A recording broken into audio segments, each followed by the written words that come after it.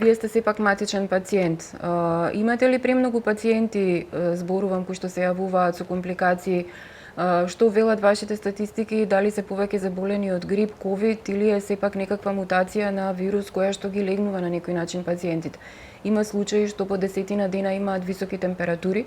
Дали и во такви услови ви се јавуваат за да одите на терен? Тогаш најчесто терапијата ни се јавуваат, се случуваат компликации од грипот, нели најпрвично да ги одговорам кои се, да не успеам да се залетам во моите други одговори.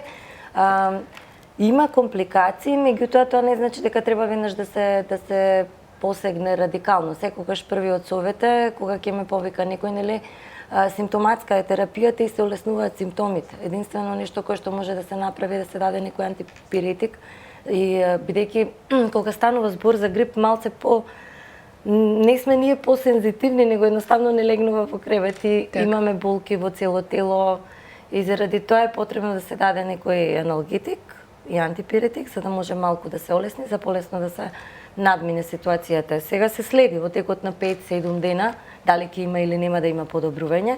Јас лично мојот начин на менаџирање со состојба на грип е со природни препарати и ви викам аналгетици доколку е потребно, симптоматска терапија, ако нешто болки во грвло се дава.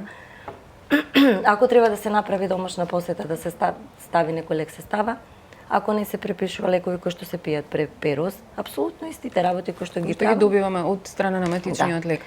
После ако станува збор за компликација, проценката станува ако после 7 ден, 7 ден да кажеме, се случува нешто повторно дигнува температура, се симнала или не се симнала.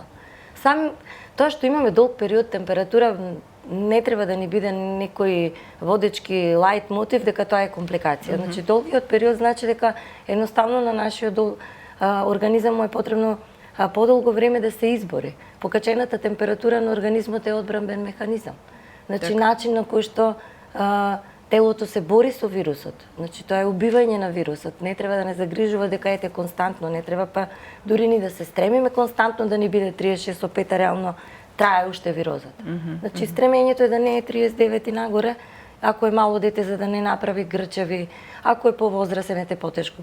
Децата и возрастните се поспецифична група каде што истоштуваат, дехидрираат, да не доведе до дехидратација, меѓутоа комплетно снижување на температурата и дека тоа е некоја компликација, па не. Така.